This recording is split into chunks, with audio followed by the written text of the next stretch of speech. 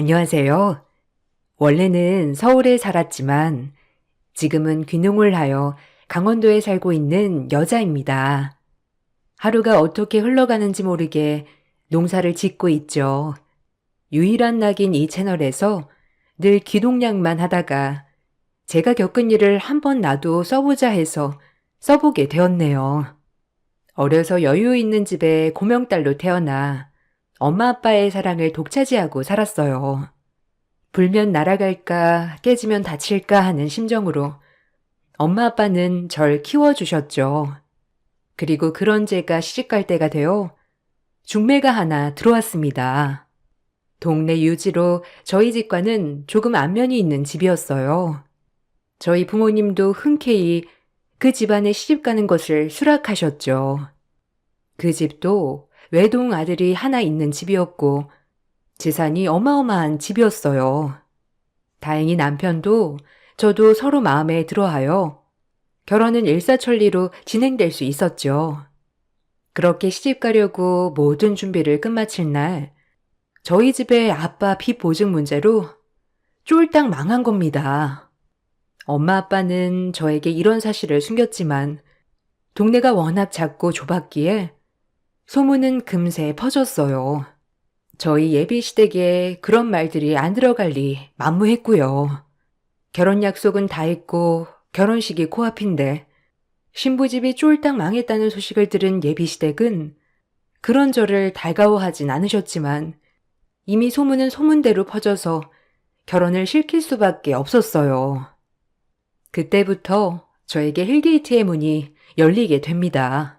시어머니는 저를 볼 때마다 사기 결혼이라고 화를 내셨죠. 며느리 덕 좀 보려다가 이게 뭔 꼴이냐? 어떻게 집이 쫄딱 망해? 에휴, 분해 죽겠네. 남들은 아들 장가 보내면 집 한 채라도 얻는다는데 난 이게 뭐냐? 도리어 데리고 살면서 아유 답답해. 네 얼굴 꼴도 보기 싫으니 고기도 들지 말아라. 에휴 퇴. 아니 답답해도 유분수지. 빚 보증을 왜 쓰는 거야? 사돈 양반들도 답답하시지. 그 많은 재산 잃고 이게 뭐냐? 그래도 너 이런 의리의리한 집에 시집 보내서 엄마 아빠는 발 뻗고 주무시겠구나. 네가 돈 한 푼 없었으면 이 집에 시집 오는 게 가당키나 해? 어머니, 저한테 뭐라고 하시는 건 괜찮지만 저희 부모님 욕은 하지 말아주세요. 그건 기본 아닌가요? 말 좀 가려 해주세요.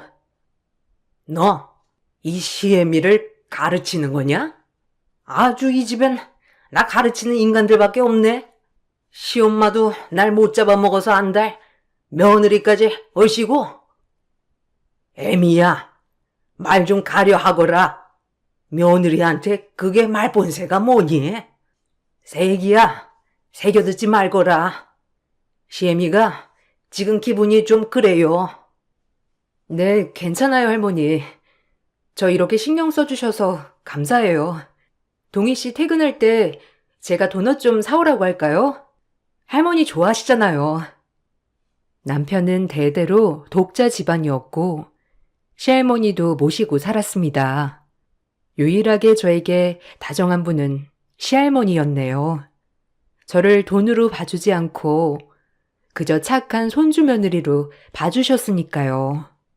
어머님 때문에 힘든 나날이었지만 시할머니 덕분에 위로받는 나날이었죠.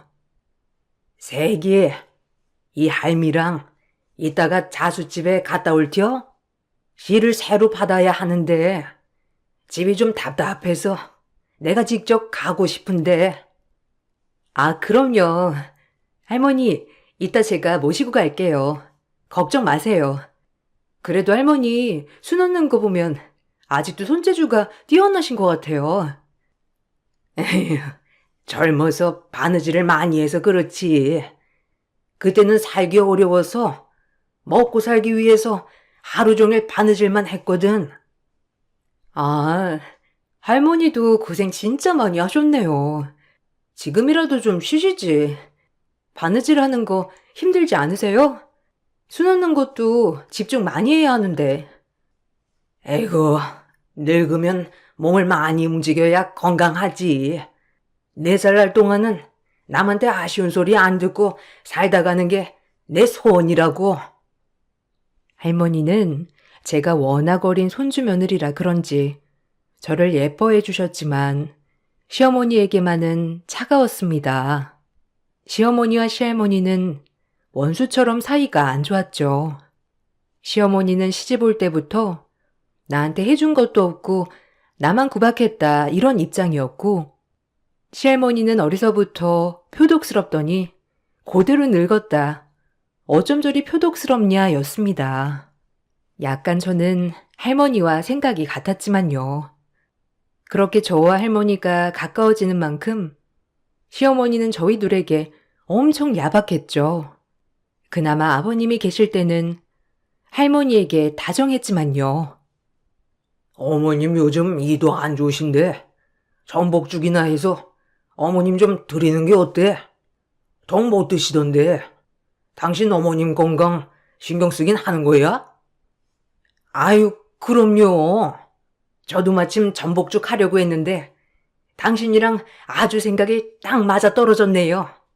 얘 새아가 전복 좀 닦아놔라.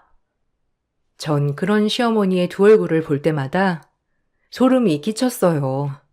저야 뭐 워낙 마음에 안 들었던 며느리라 아무렇게 대하는 게 일쑤였지만, 시어머니는 할머니에게 시아버지가 계실 때랑 없을 때랑 딴판이었으니까요. 참 소름이 돋았죠. 하지만 시할머니도 이런 것이 익숙해 보였어요. 워낙 젊었을 때부터 그랬다고 했죠. 하지만 바깥일 하는 아들 스트레스받게 하고 싶지 않아 혼자만 삭히는 거였고요. 어머님, 제가 전복죽 좀 끓여봤어요. 요즘 이도 안 좋으신데 식사도 통 못하셨잖아요. 제가 퍽 구웠으니까 이거라도 드셔보세요. 잘 먹은마. 네가 웬일이냐? 해가 서쪽에서 뜨겠다. 나 먹는 것도 신경 쓰고.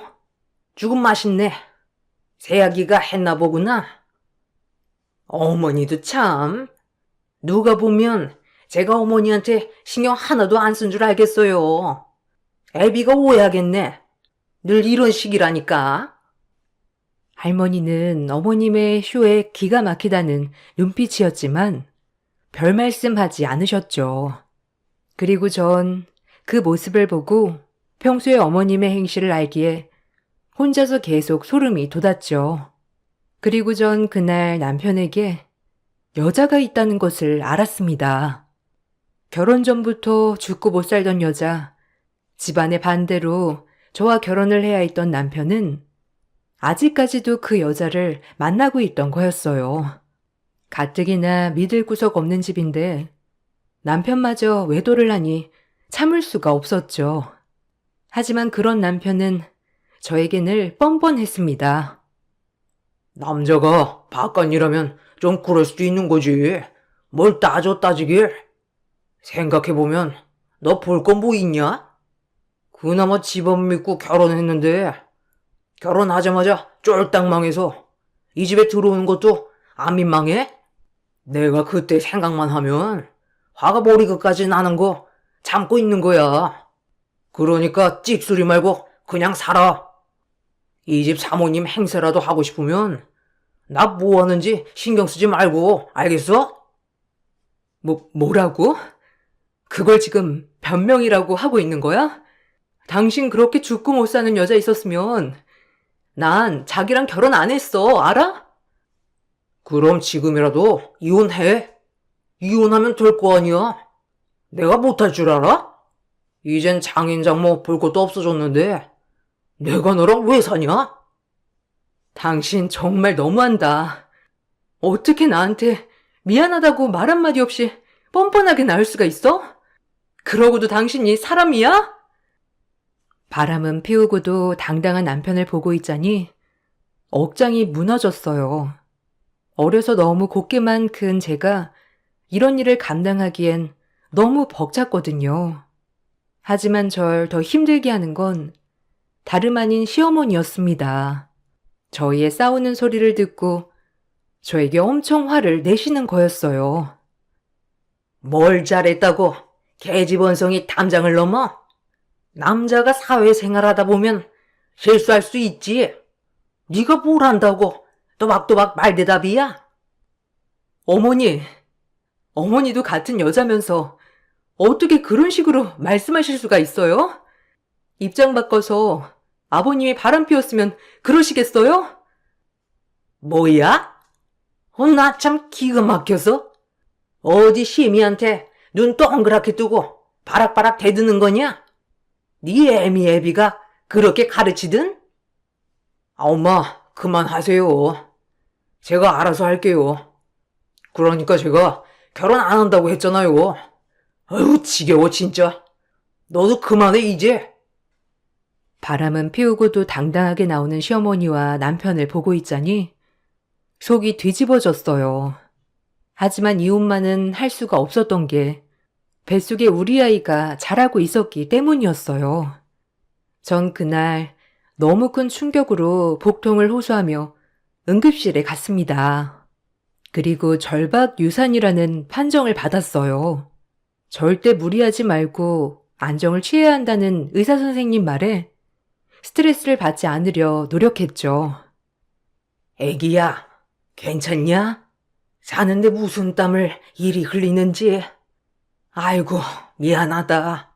내가 손주 새끼 하나 잘못 키워서 남의 귀한 딸을 울리는구나. 아니에요.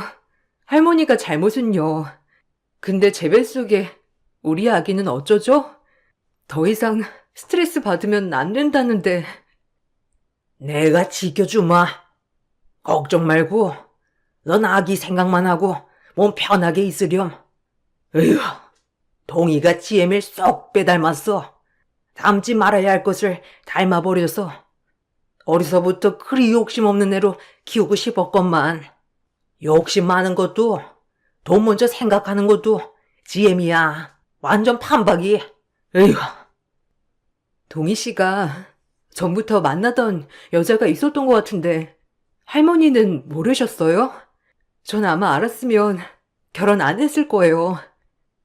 애미가 너희 집 돈 보고 무조건 너랑 결혼해야 한다고 추진하는 바람에 돈 욕심 많은 동이도 그 만나던 여자 내팽개치고 너랑 결혼한 거다.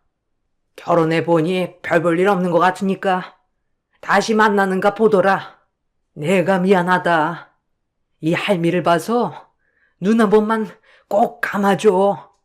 남자 바람을 두둔하는 건 아니지만 아기는 지켜야지 않겠니? 이런 말 하는 것도 염치 없지만 미안하다, 아기야. 결혼 전부터 만나던 여자와 결혼하고 싶었지만 능력 없는 여자라 바로 버렸다는 남편. 그리고 저와 결혼을 했지만 제가 별 볼 일 없어지자 사랑했던 전 여자친구를 찾아갔다는 소리를 들으니 남편이 얼마나 최악의 인간인지 이제서야 실감이 되더군요. 그리고 울면서 저에게 어머님과 남편 대신 사죄를 하는 할머니를 보고 있으니 저 또한 눈물이 나왔어요. 마음 같아선 갈라서고 싶었지만 하나밖에 없는 우리 아기, 아빠 없는 자식은 만들지 말아야겠다고 생각하며 참고 참았죠. 그나마 이 집의 버팀목은 할머니였어요. 다행히 아버님과 할머니가 저와 제 아기를 지켜주셨죠. 남편에게 사랑받는 건 애초에 포기했고요. 아이만 바라보고 살자 결심했어요. 우리 며느리가 아이 하나만 낳으면 내가 건물 하나 줄 거다. 그러니 이 시애비 믿고 아들 하나 딱 낳으렴. 알겠니? 감사합니다. 말만으로도 너무 감사해요, 아버님. 그래도 이렇게 태어나기도 전에 예뻐해 주셔서 아이가 복덩이가 될 것 같아요. 야, 너 이왕이면 아들 낳아야 한다. 우리 집 독자 집안인 거 알지? 그거라도 못하면 네가 이 집에 있을 이유가 없잖니. 안 그래? 아, 무슨 말을 그렇게 해? 애 낳는 공장도 아니고 당신 말 조심 좀 해. 내가 처음부터 느꼈는데 새아기한테 말끝마다 야, 너 뭘 보고 배우겠어? 아유, 그래요. 네, 알겠어요, 여보. 주의할게요. 이게 습관이 돼서. 아, 당신 식사하셔야죠. 밥 준비하게. 속으로 캐제를 불렀죠. 이렇게 시아버지와 시할머니는 이 집의 저의 유일한 편이었습니다. 시어머니는 시아버지에게 꼼짝도 못하셔서 찍소리도 못하였죠. 시아버지와 시어머니는 연애 결혼을 하였다고 했어요. 하지만 시할머니께서 시어머니의 욕심 많은 눈을 보고는 그렇게 반대를 하셨다고 해요. 시간이 지났음에도 시어머니는 그런 시할머니를 못마땅해 했죠. 시간이 흘렀고 저는 아들을 낳았습니다. 다행히 독자 집안이어서 시댁 식구들이 모두 다 좋아하였죠. 홀로 아이를 낳아도 남편은 변하지 않았어요. 계속해서 여자들을 만나고 다니고 집에서는 나 몰라라 했으니까요. 그런 저는 점점 남편을 포기하게 되었고요. 약속한 대로 손주를 낳았으니 이제 우리 새아기도 선물을 하나 받아야겠지? 네 시애미도 동이 낳고 건물 하나 받았거든. 너도 똑같이 내가 건물 하나 주마. 아마 시애비가 준다고 약속한 것이니 괜찮을 거다. 어때? 좋으냐? 아니면 다른 거 또 뭐 원하는 게 있니? 할머니, 건물은 너무 커요. 우리 아이 이름만 지어주세요. 전 그걸로도 충분해요.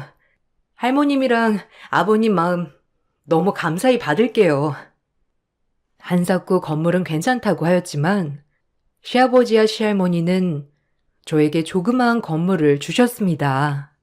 물론 아이 이름으로요. 너무 감사했어요. 그나마 이 집에서 절 유일하게 아껴주시는 분들이었거든요. 시어머니는 제가 건물을 받자 몹시 분해하셨죠. 네가 한 게 뭐가 있다고 건물을 준다는 거니? 너네 시아빠도 참 어이가 없다. 동이 앞으로 해야지. 그걸 꼭 너를 줘야 해? 아이 앞으로 해놨어요, 어머니.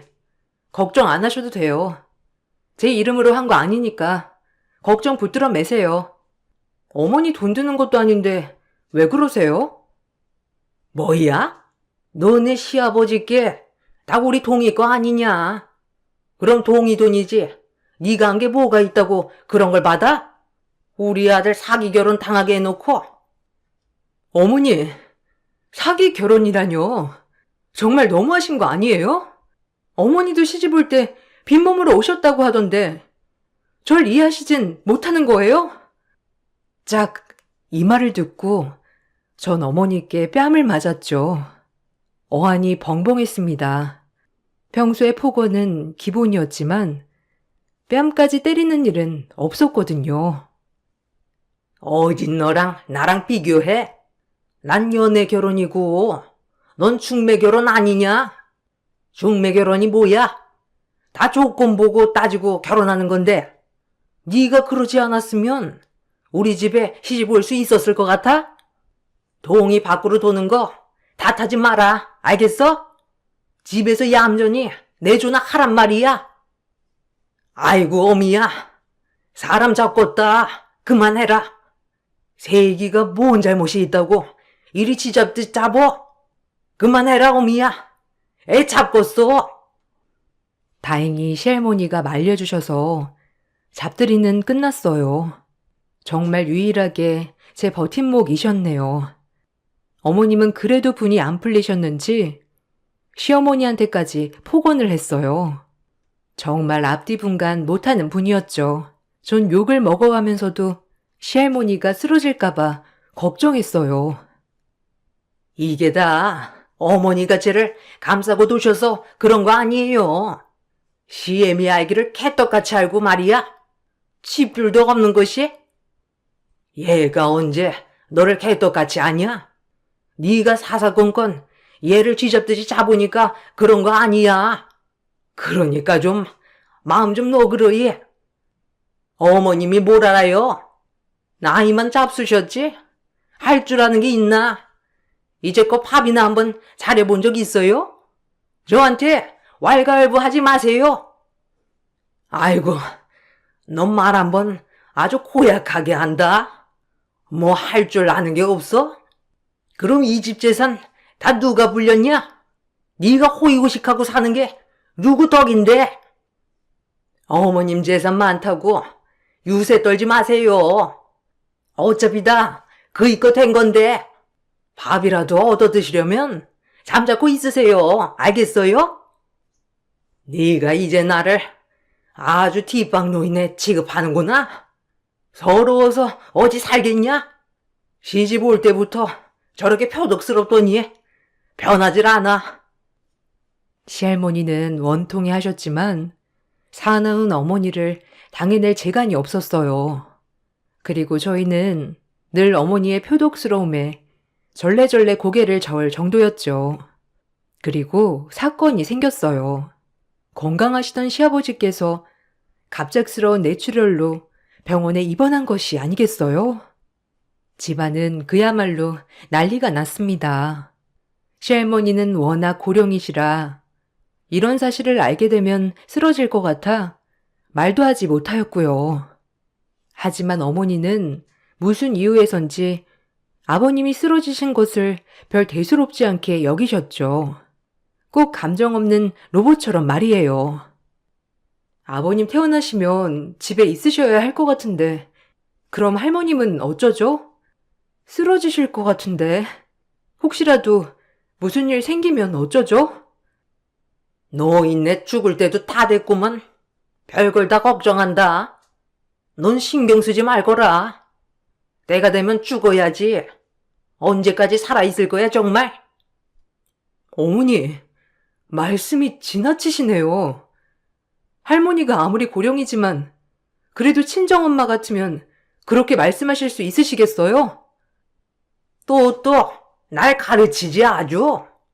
너랑 뒷방 노인네만 아니면 나도 화 좀 가라앉을 텐데 내가 화가 가라앉을 틈이 없다 아주. 시어머니는 아버님이 쓰러지시자 기다렸다는 듯이 할머님에게 재산을 얼른 아들에게 양도하라고 강요했습니다. 무슨 꿍꿍이인지 엄청 재촉하셨죠. 시할머니는 어머님의 성화에 아주 못 견뎌 하셨어요. 저조차도 너무하다 싶었거든요. 어머니, 어차피 죽으면 동의아범 물려주실 재산 아니에요? 이거 미리 좀 달랐는데 뭘 그렇게 안 들어주세요? 내가 죽으면 일어날 일을 왜 벌써부터 재촉하냐는 말이야. 너네가 내가 가지고 있는 재산 말고도 재산이 있는데 뭐가 또 필요하다고 벌써부터 내가 내놓을 것도 다 달라 해? 넌 처음부터 그래서 그게 문제였다. 애초부터 욕심이 그득그득 해가지고. 그 얘기 좀 그만하세요. 죽으면 짊어지고 갈 것도 아니면서 왜 양도 안 해주시냐고요? 어차피 줘야 할 거 동의 이름이라도 해주세요. 나 죽으면 어련히 줄 거 아니냐. 내가 자식이 여럿 있는 것도 아니고 동의 아범 딱 한 명인데 다 너네 거 아니냐? 아서라 내버려 둬. 요즘 아범도 안 보이고 무슨 일 있는 거냐? 나 모르는 일 있는 거 아니야? 요즘 낌새도 아주 이상해. 얼른 얘기해라. 어머님은 몰라도 되는 일이에요. 그리고 내일 변호사 올 거니까 도장만 찍으시면 돼요. 준비하세요. 아셨어요? 제가 보기에도 이건 아니다 싶었어요. 아버님 쓰러진 틈을 타 할머님이 가지고 있는 재산까지 지금 다 양도하라니요. 하지만 어른들 일에 쉽게 끼어들 수 없어 가만히 보고만 있었죠. 시할머니는 그렇게는 안 된다고 길길이 날뛰었지만 제 남편까지 합세하여 할머니 재산을 노리는 바람에 어쩔 수 없이 도장을 찍는다고 하였어요. 너무 안쓰러웠습니다. 힘없는 할머니가요. 그렇게 할머니는 도장을 찍었고 시어머니가 이런 일을 일부러 노린 건지 그 다음날 시아버지는 병환이 악화되어 돌아가셨어요. 시할머니는 아버님의 병환을 듣고 충격으로 쓰러지셨고요. 갑작스러운 아버님의 부재가 저희에겐 큰 충격으로 다가왔지만 어머니와 남편은 어느 정도 예상을 했는지 차근차근 장례 준비를 하였죠. 그리고 아버님의 장례가 끝이 나고 저희에겐 더 큰 일이 일어나고 있었습니다. 발인을 끝마치고 집으로 돌아오는 길, 시어머니가 저와 시할머니에게 어디 좀 가자고 하더군요. 어머님이랑 너, 나랑 좀 어디 가자. 어머님도 옷 챙겨 입으세요. 저희 갈 데가 있거든요. 추우니까 따뜻이 입으시고요. 어딜 간다는 거냐? 지금 애비 장례 끝나자마자 우리가 어딜 구경 갈 그런 게 아니잖니. 난 좀 쉬고 싶다. 할머님이 연세에 비해 매우 건강하시지만 연세가 99세셨기 때문에 지금은 많이 노쇠해지셨죠. 그리고 할머님은 가고 싶어 하지 않으셨어요. 그에 비해 어머님은 너무나도 빨리 가자고 재촉을 하셔서 저와 할머니는 나갈 채비를 준비해야 했어요. 어디 가시는 건데요? 그럼 우리 영철이는 어떡하고? 동희 씨한테도 말을 해야 할 것 같은데 저희 셋이만 가는 건가요? 저의 말을 묵살하시곤 혼자 차를 끌고 저희를 태워 도시 외곽으로 나갔습니다. 그리고 얼마나 달렸을까요? 고속도로 한 휴게소에 도착했습니다. 휴게소에 도착하자 어머님은 저희에게 화장실에 가자고 하더군요. 전 거동이 불편하신 시할머니를 모시고 화장실을 다녀온다고 하였죠. 그리고 할머니를 부축하여 화장실에서 나왔을 땐 시어머니 혼자 차에 타 저희를 기다리고 있었고요. 동희 아범도 죽고 없는 마당에 우리 이제 각자 갈 길 가야겠지요. 내 돈만 축내는 밥벌어지들. 이제 여기서 안녕합시다. 네? 어머니, 무슨 소리세요? 차문 여세요. 장난치지 말고. 할머님 많이 연로하신데 지금 뭐 하시는 거예요? 얼른 문 여세요. 시어머니는 그 한마디를 하고 떠났습니다. 저랑 할머니는 졸지에 휴게소의 낙동강 오리알 신세가 되었죠. 어이가 없더군요. 이게 지금 무슨 일이 일어난 거냐? 애미가 그냥 간 거야? 우리를 두고? 우리가 버림받은 거란 말이야? 하나 참. 그렇게 할머님과 저는 충격을 뒤로한 채 앞으로 어떻게 해야 할 건지 의논하였어요. 너무 노쇠해지신 할머님을 모시고 일단은 모텔방을 잡았습니다. 방을 잡으면서도 이게 맞는 것인가 하는 의문이 들었지만 방도가 없었죠. 전화를 받지 않는 남편 그리고 시어머니. 한참이 지나서 연락이 닿은 남편의 말이 저희를 더욱더 아프게 했습니다. 이게 어떻게 된 거야? 지금 우리 버림받은 거야? 자기도 어머님이랑 함께 동조한 거지? 나는 그렇다 치고 어떻게 할머니한테 그럴 수 있어? 어차피 노망난 노인네 아니야. 그리고 이제 죽을 때도 됐는데 그렇게 예뻐하는 손주 며느리가 임종까지 보면 좀 좋아? 뭐? 어떻게 말을 그렇게 할 수가 있어? 당신 할머니잖아. 인간 말종인 줄은 알았지만 이게 고려장이지 뭐야? 알아서 생각해. 다신 전화하지 마, 알겠어? 이제 죽이 되든 밥이 되든 둘이 의지하고 살아. 영철이도 볼 생각 말고. 남편은 그 말을 끝으로 전화를 끊었어요.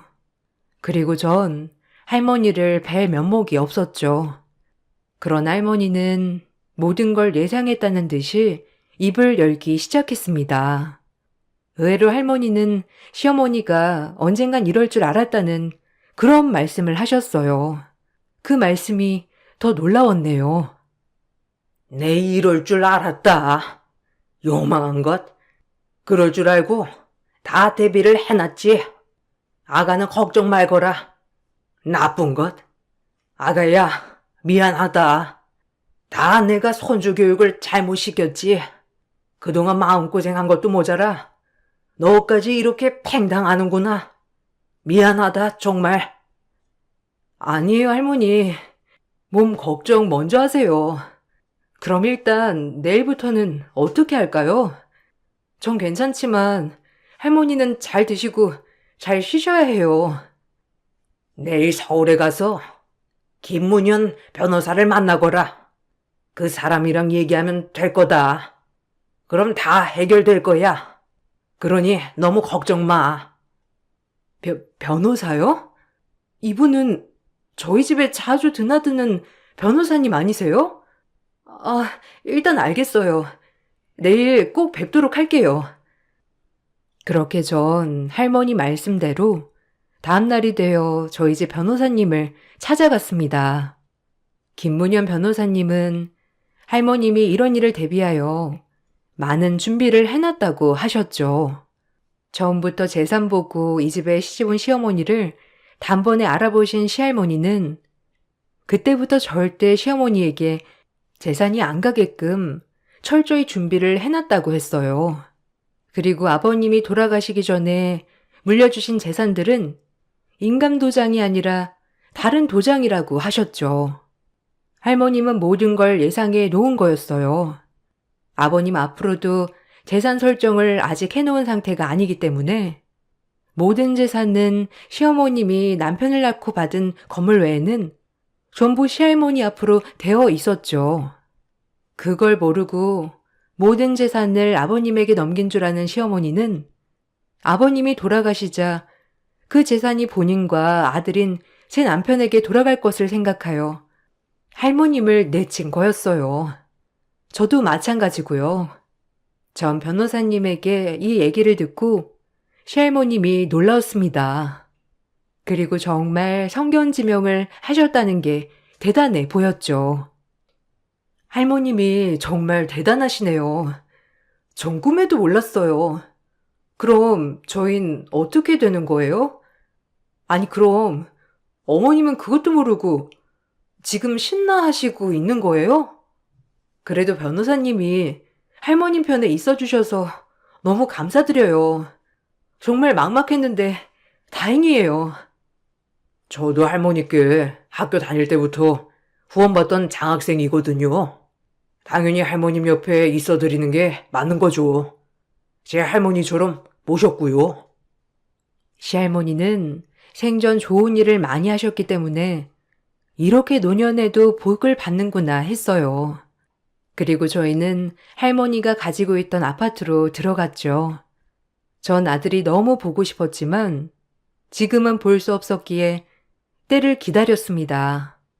그렇게 저와 할머니가 복수의 칼날을 갈고 있을 무렵 할머님은 한 해를 넘어 100세가 되셨어요. 그리고 저희는 그 모자가 가장 신이 났을 때 그 집을 찾아갔어요. 변호사님을 대동하고 집에 찾아가자 어머님과 남편은 놀란 기색이었어요. 그리고 어머님은 주제 파악도 못하고 할머님과 저에게 소리를 질렀어요. 아주 우스웠네요. 그리고 전 한 뼘 더 자란 제 아들을 드디어 만날 수 있게 되었죠. 여기가 어디라고 들어와요? 밥벌이도 못한 인간들이 이 정도 대우해줬으면 됐지. 당장 나가요. 그리고 넌 이혼소장 보냈는데 왜 답이 없어? 빈 몸뚱이 뭐 챙겨나갈 거라도 있어서 들렸니? 아주 어머님은 더 쌩쌩해진 것 같아요. 아유 무서워라. 내 인연, 네가 감히 나를 하대해? 내 너를 진작부터 알아보았는데 말로가 이럴 줄은 차마 몰랐다. 너에 대해 대비를 세워두지 않았으면 큰일 날 뻔했지. 너와 계약했던 계약서들 도장 봤니? 다 가짜야. 너 이럴 것 같아서 내가 진작 김 변호사랑 얘기한 거거든. 그러니 너랑 동희도 벌을 받아야겠지? 동희 낳고 준 건물은 그냥 가져라. 그거라도 있어야 이제 둘이 먹고 살지. 내 집에서 당장 나가. 내 아들 집에서. 나쁜 년. 우리 집에 돈 보고 시집와. 여태까지 돈. 내가 너를 처음부터 내쳤어야 했는데. 아니 김변. 어떻게 된 거야? 그때 딱 끝난 거 아니었어? 어머님 말이 사실이야? 지금 둘이 짜고 날 기만한 거야? 할머니, 오해예요. 전 엄마가 하자는 대로 했을 뿐이에요. 저 믿으시죠? 할머님의 하나밖에 없는 장손이잖아요. 남편은 저희의 얘기들을 듣더니 곧바로 태세 전환을 하였죠. 전 우스웠습니다. 저렇게 돌변하는 인간이었다니. 닥쳐라 이놈. 손자라 믿었는데 너까지 그럴 줄은 몰랐다. 동희야, 빗줄도 날 버리는데 비도 안 섞인 우리 새아기가 나를 얼마나 살뜰히 챙기던지 내 모든 재산 새아기랑 우리 증손자한테 양도할 거다. 김 변호사, 내 도장 가지고 오지. 그렇게 할머니는 모든 재산을 저와 제 아들에게 양도해 주셨어요. 어안이 벙벙했어요. 너무 저에겐 가분했거든요. 어머니, 노망 나셨어요? 우리 동희도 아니고 어떻게 처년한테 모든 걸 다 줄 수가 있어요? 영철이는 그렇다 치지만 어머님 하는 행동 좀 보세요. 애초부터 전 어머님이 믿음직스러운 인간이 아니라고 알고 있었지만 이런 식으로 뒤통수 칠 줄은 정말 몰랐어요. 이혼해 드릴게요. 뭐가 무섭겠어요? 뭐가 됐든 우리 영철이는 제가 키울 겁니다. 그리고 할머니 돌아가시는 그날까지 제가 모실 거니까 그런 줄 아세요. 어디 꼴랑 건물 한 채 있는 걸로 잘 해먹고 사셔보세요. 본인 발등 본인이 찍었으니까요. 시어머니는 그제야 모든 게 잘못했다고 직감했는지 시할머니 앞에 무릎 꿇고 싹싹 빌었습니다. 할머님의 마음이 돌아설리는 만무했고요.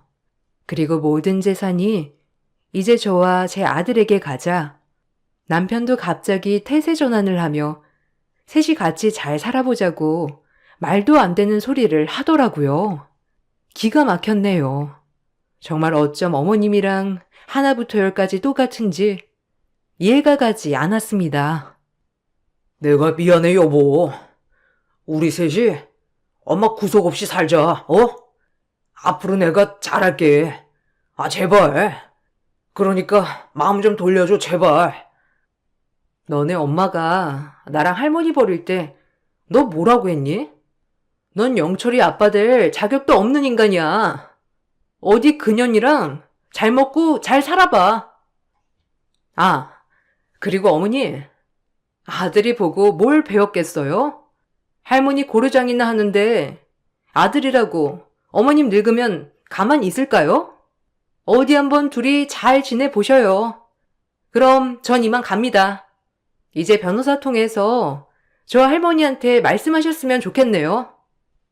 이 말만을 남기고 전 아들을 데리고 할머니와 같이 차를 탔죠.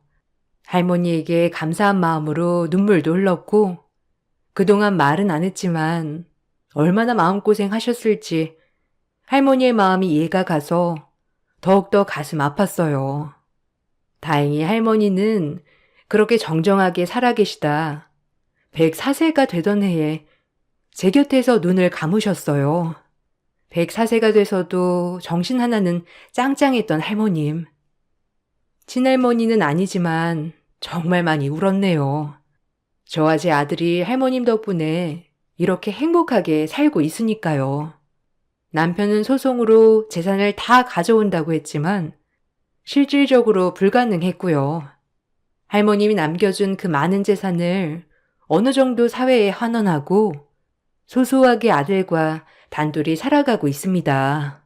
처음 재산을 사회에 환원한다고 했을 때 남편과 시어머니는 길길이 화를 내었지만 저와 제 아들 이름으로 되어 있는 것들이기 때문에 어찌할 순 없었어요. 할머님이 남겨주신 걸 의미 있게 쓰고 싶었거든요. 저희 아들은 아빠가 없이 자랐지만 그 누구보다 훌륭하고 인성이 아주 바른 청년으로 자랐답니다. 어려서 기억은 많이 못하지만 왕할머니는 어렴풋이 기억을 하는 것 같고요. 매년 할머니를 찾아뵐 때마다 이번 연도에는 이런 일을 했어요 라고 할머니에게 말하는 시간을 가지는데 그럴 때마다 정말 할머니가 제 가까이에서 지켜보는 것만 같아 마음이 뿌듯해요. 혈연으로 엮여 있는 건 아니지만 그 누구보다도 저를 사랑해 주셨던 할머니가 오늘은 더욱 그리운 날이네요. 지금은 귀농해서 욕심 없이 살고 있는 이 삶이 제일 행복해요. 읽어주셔서 감사합니다.